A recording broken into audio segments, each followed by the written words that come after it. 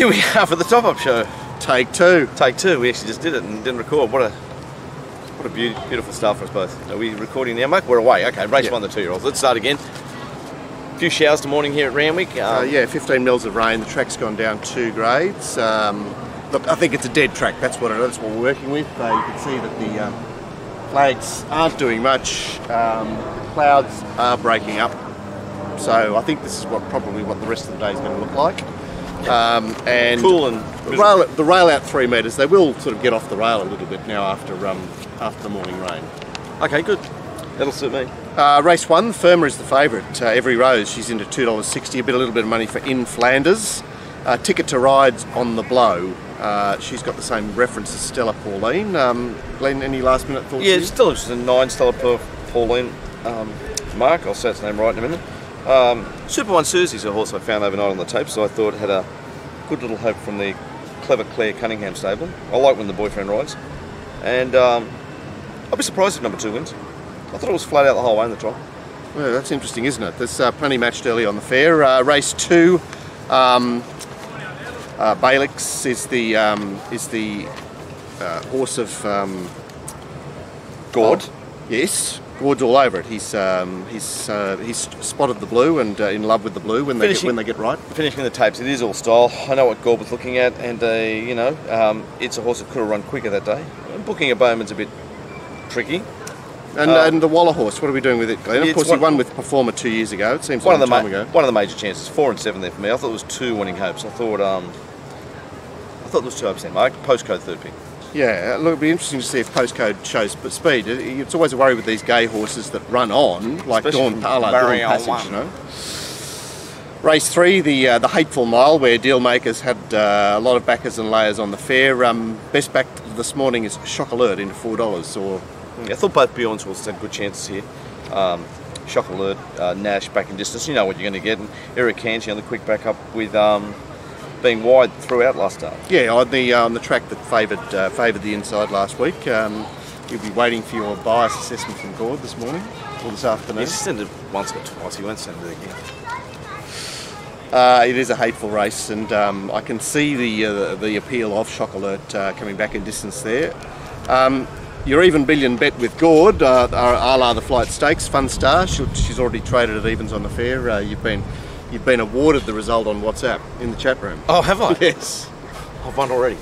See, I'm winning $1 billion already. What a champion for those. Still keen on Probabile. Like the step up in distance. I didn't really talk about that yesterday. The being by Savapil, the extra 200 metres, I think sits, looks, and runs past Fun Star. If ever I've seen, I'm not going to mention it. It's the greatest Quinella of all time, but he's going to pay $1.12 or something. Yeah. Look, I mean, Fun Star's there to be grabbed. I mean, Probabile's just going to sit in a running line position, get around a slow one, and come out after her. And it'll be a dollar for $1 on spin the wheel there, split 1 and 2. Oh, be ugly. It is a great contrast because we've seen the merit. You know, the merit explained in Fun Star's last run, which was that she was checking off off Libertini's heels in the run, versus Probabile, who came from a hopeless position really to run on. So I thought there was more merit in Probabile's run, but Gord and Richie Callender are on the same page there with the merit as far as Fun Star is concerned. Classic Legend, he has to stand up today, but Osborne Bulls is into 280. That's what I like, Mark. I think Fresh suits this horse. So does this follow on from the Flight Stakes, where basically the favourite is sitting there to be got? I like round up horses. He's quality. Hasn't won a while, Osborne Bulls, a bit of a query. A lot of seconds next to his name, but Classic Legend. I mean, got beaten by Piata and Rizzo. I'm not happy with the lead up. I don't know if it's form, mate. Yes. Okay. Well, moving on to the Hill Stakes. It's the Hill Stakes, isn't it? Very Elegant is all the rage into $2.50. 5,000 traded on the fair at this stage. Be hard to beat. Well, it's D-Day for her, isn't it? I mean, I thought that Angel of Truth was definitely the hidden horse there from 2 weeks ago, although the market came out and it suddenly wasn't hidden. Yeah, Hill Stakes, I think every year I have no comment on this race.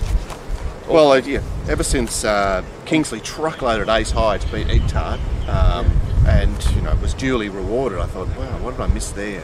I'm still waiting for Auroni to beat Kingston Town. I've never been the same since. the Epsom, and Tiaco Shark is the horse of Focus. 50 Stars is the morning line firmer. Well done to you. Look, 50 Stars started $6 in a Doncaster, and a Doncaster is a grade or two better than an Epsom. I thought that 50 Stars, fourth up with T. Clark on board, was ludicrously priced, even though I'm in love with Dreamforce here because it's got Nash from the outside. I see Nash on a leader from the outside draw. It's like I'm... Yeah, and I think the marketplace can let you get on. I think they're going to reach for these bookies. You're going to get $8 Dreamforce. It is already $8 on the fair, and I think you're looking away from the picks there. I'm looking for bits and pieces there, but basically don't like Colding and don't like Tiaco Shark, whatever it's called. Yeah, okay. The Metropolitan looks an inscrutable affair because look, the form lines aren't particularly likeable, and we've got these lurking stayers that you know are very talented, like Gallic Chieftain and Chararo and Big Duke. They're all just lurking. The three favourites all have trouble in this Metro this year. Stampede, ridden by the only jockey I ever cheer for, which is Hippo. He's going to be looking for an oxygen mask in the 200 metres, and Mark Newman's also been going round and round and round and not winning, Scarlet Dream, and the other thing, coming off a hateful win, Brimham Rocks in Melbourne, so I'll be looking a bit wide of the three there. I'll be leaving the three of them out of the quad. Brimham Rocks was truckloaded last year in the Metropolitan, remember? It was the 7-2 favourite. And then it came out in the autumn and did a sequence of zeros. Yeah. You just couldn't have forecast that it would turn up again at 7-2 in the Metropolitan. No, if someone said that to me, I would have said no, it'd be the same sort of price range as Patrick Aaron or something like that. It's a hateful horse. There you go. So Patrick Aaron, who beat him last year, is despised at hundreds, and our man Dave Potter is on. Oh, good luck, Dave. Get final Rocky. The nightcap, Real Mid Ruby remains favourite. Handle the Truth and Star Boy firmers. Not a lot of action. Obviously, it's a mounting yard race because we've got a key runner there. And 4 for the quaddie there for me. Both Snowdens. Gord's tip number 1, Miss Fabulous. And I'm putting in Handle the Truth after watching the trials, Mark. Okay. Look, it is a bit of a mounting yard day because obviously the babies are out here, and if you're part of our gold subscription, you get mounting yard on all Sydney Metro races. You get a ton of other content. You get my sets as well.